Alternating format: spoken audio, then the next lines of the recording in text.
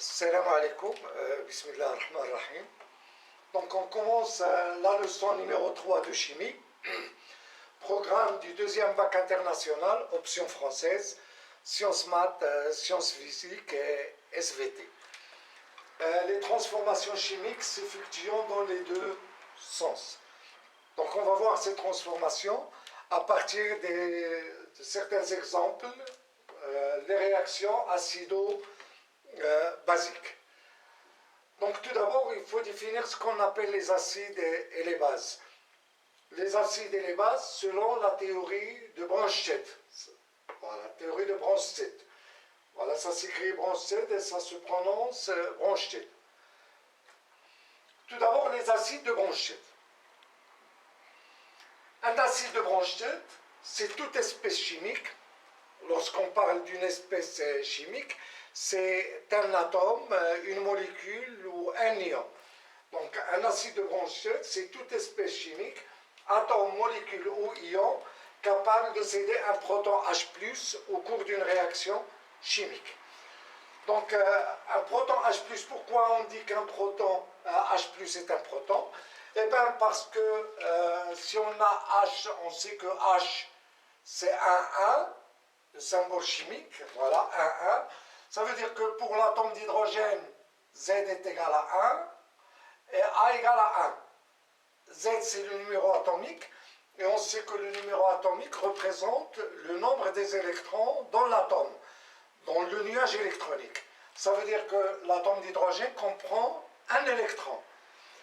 Et puisque l'atome doit être électriquement neutre, donc le nombre d'électrons dans le nuage électronique est égal au nombre de protons dans le noyau, puisque la charge du proton est égale à l'opposé de la charge de l'électron. Donc l'atome d'hydrogène contient un proton et un électron. Et on sait que le nombre de neutrons n est égal à A moins Z. A, c'est le nombre de protons plus le nombre de neutrons dans le noyau. C1 moins 1 est égal à 0. Ça veut dire que l'atome d'hydrogène contient un proton et un électron. Et on obtient l'ion H+, lorsque l'atome d'hydrogène perd l'électron. Et lorsqu'il perd l'électron, il reste le proton. Donc l'ion H+, c'est un proton. Voilà. Donc lorsqu'on écrit H+, l'ion H+, c'est un proton. Donc un acide de Bronsted est toute espèce chimique, atome, ion ou molécule, ou bien atome, molécule ou ion, capable de céder un proton H+, au cours d'une réaction chimique. Exemple, HCl, le chlorure d'hydrogène, il peut, dans certaines réactions chimiques, perdre le proton H+, pour donner H+, et Cl-.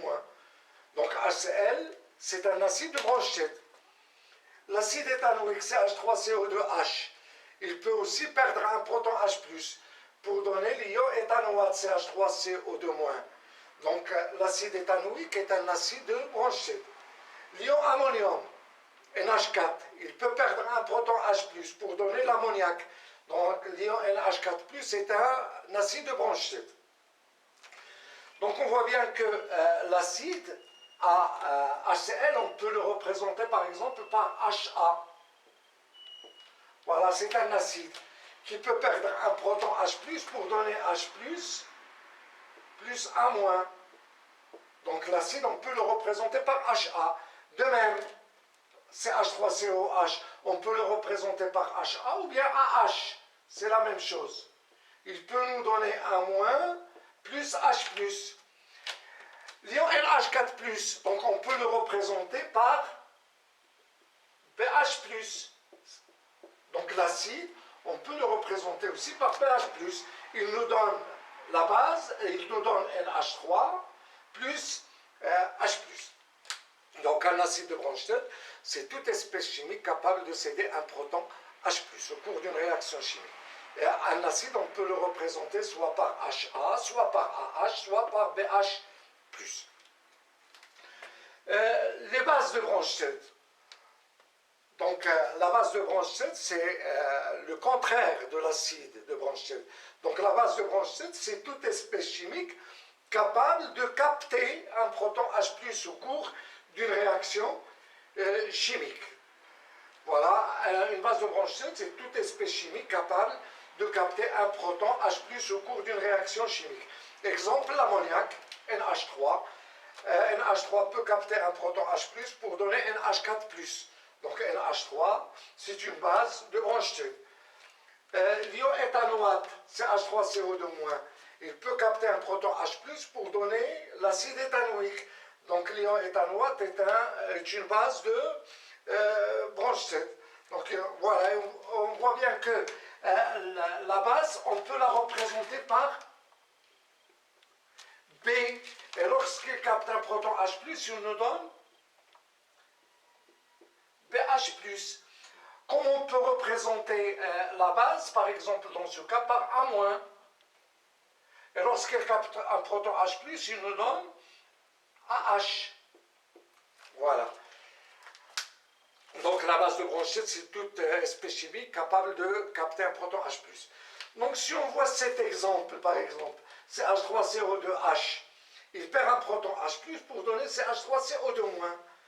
Voilà, ça c'est un acide de Bronsted. Et CH3CO2-, il peut dans certaines réactions chimiques capter H+, pour donner CH3COH, CO2H. Donc ce sens est possible. Donc CH3CO2H peut jouer le rôle d'un acide pour donner H+, plus CH3CO2-, l'ion éthanoate. Et l'ion éthanoate peut jouer le rôle dans certaines réactions, peut jouer le rôle de base. Il capte un proton H+, pour donner CH3CO2H. Donc ce sens est possible et le sens inverse est aussi possible. Donc pour montrer que les deux sens sont possibles, on écrit, voilà, on utilise une seule écriture, c'est ça. Donc HA, c'est un acide qui nous donne A- plus H+. Et A- peut capter H+, pour donner HA. HA est un acide et A- est une base. Ce sens est possible dans certaines réactions chimiques. Et le sens inverse est aussi possible dans d'autres réactions chimiques. Cette écriture, c'est ce qu'on appelle la demi-équation. Et HA et A- représentent ce qu'on appelle un couple acide-base. HA, c'est un acide, et A- c'est sa base conjuguée. On dit que HA-A- est un couple acide-base. Ça, c'est l'acide, A-, sa base conjuguée, ou bien A- la base, et HA, c'est son acide conjugué. Exemple, NH4 plus NH3, ils forment un couple acide-base. NH4 est un acide, sa base conjuguée c'est NH3. Donc NH4 peut nous donner NH3 plus H+, comme NH3 peut capter un proton H+, dans certaines réactions chimiques pour donner NH4+. Donc on a là un couple acide-base. De même pour l'acide éthanoïque et l'ion éthanoate. Voilà, ça c'est un acide et ça c'est sa base conjuguée. Et là on a la demi-équation de ce couple acide-base. Là, c'est un acide et ça, c'est sa base conjuguée. Pour l'eau, H2O, H2O, il appartient à deux couples. Donc H2O, il peut jouer le rôle soit d'un acide, soit d'une base, selon la réaction chimique. Par exemple, on peut montrer ça, que H2O, il appartient à H3O plus H2O. H3O+, c'est l'ion oxonium, c'est un acide de Bronsted. Lorsqu'il perd un proton H+, il nous donne H2O. Et H2O, dans ce cas, il joue le rôle d'une base de Bronsted. H2O appartient aussi à ce couple. H2O au H-. OH- est une base, il peut capter un proton H+, pour donner H2O. Et H2O, dans ce cas, il joue le rôle d'un acide.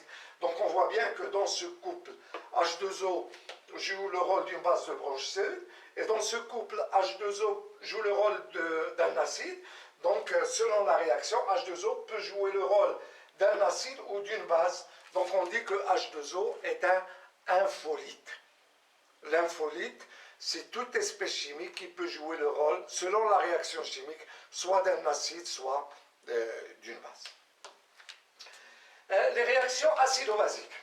Bon, exemple, la réaction entre l'acide éthanoïque et l'eau. Donc la réaction acido-basique, c'est une réaction entre un acide et une base. Donc l'acide éthanoïque plus l'eau. Donc on peut montrer que voilà, l'acide éthanoïque pur ne contient pas d'ion. Donc on peut le montrer en mesurant la conductivité. La conductivité de l'acide éthanoïque pur est égale à 0. La conductivité de l'eau pure est à peu près égale à 0. Ça veut dire que l'acide éthanoïque ne contient pas d'ion et l'eau pure, on peut dire qu'il ne contient presque pas d'ion. Donc l'acide éthanoïque pur ne contient pas d'ion, l'eau pure ne contient pas d'ion, mais si on met quelques gouttes d'acide éthanoïque dans de l'eau, donc dans 100 ml par exemple d'eau pure, on mesure la conductivité, on trouve une valeur considérable. Ça veut dire que la solution d'acide éthanoïque contient des ions. Et ces ions sont CH3CO2- et H3O+. On peut mettre en évidence H3O+, à l'aide du bleu de bromothymol, qui nous donne une couleur jaune, voilà, qui montre que la solution contient des ions H3O+. Donc en tout cas, l'acide éthanoïque plus H2O nous donne CH3CO2- plus H3O+. CH3CO2H, voilà, c'est un acide.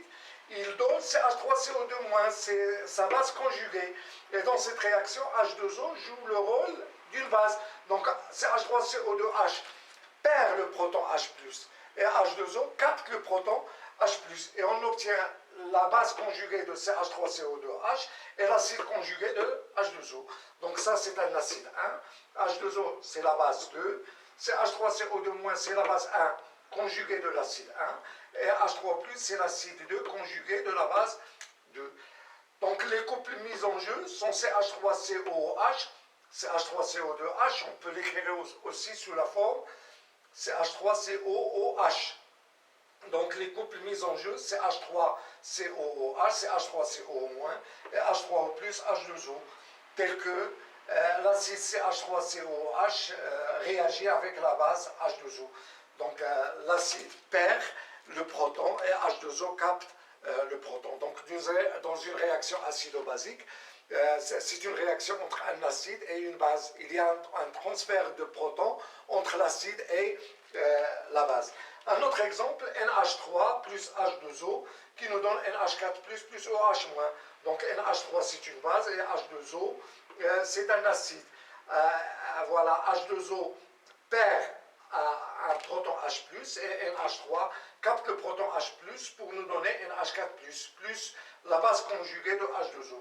Donc les couples mis en jeu sont NH4+, NH3 et H2O OH-, tel que la base NH3 réagit avec l'acide H2O. Donc généralisation,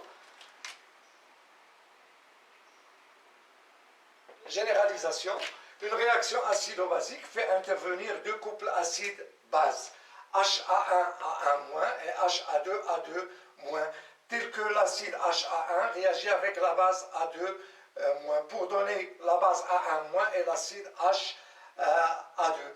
Les demi-équations pour ce couple, on a HA1 qui nous donne A1- plus H+, on commence par HA1 parce que c'est l'acide qui réagit.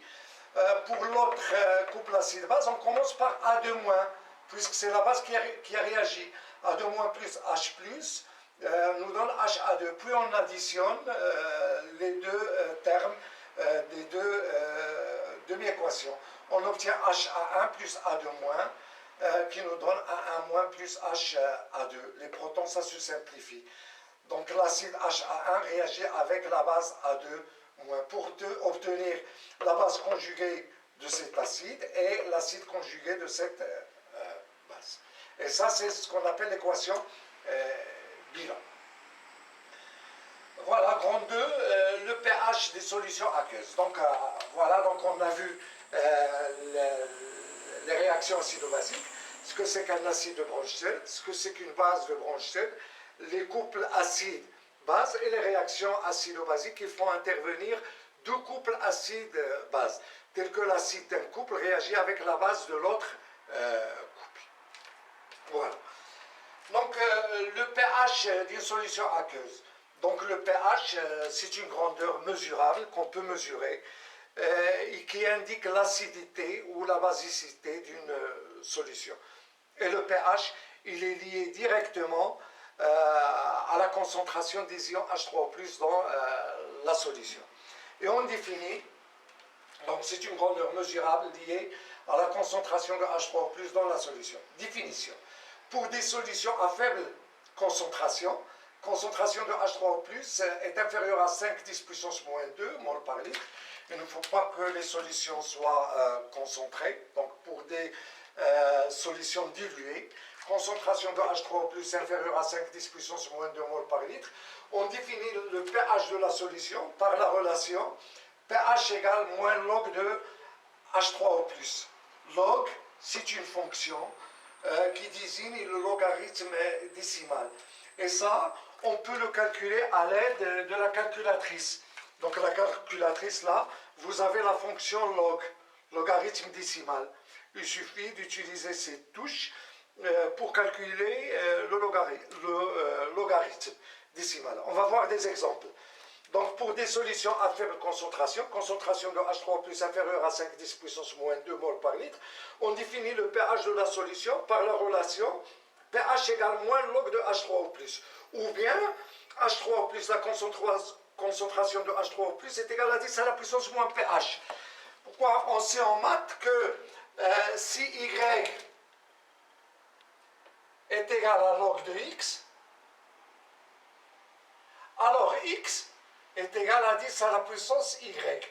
Ça, si vous voulez, c'est la fonction f de x. Et ça, c'est la fonction f moins 1 de y. C'est la fonction inverse. Donc, si y est égal à log de x, alors x est égal à 10 à la puissance y. Donc, on a pH, c'est moins log H3O+. Donc, H3O+ est égal à 10 à la puissance moins pH. Donc c'est ça la définition du pH de la solution. Voilà, pH égale moins log de la concentration de H3O+, ou bien la concentration de H3O+ est égale à 10 à la puissance moins le pH. On va voir quelques exemples.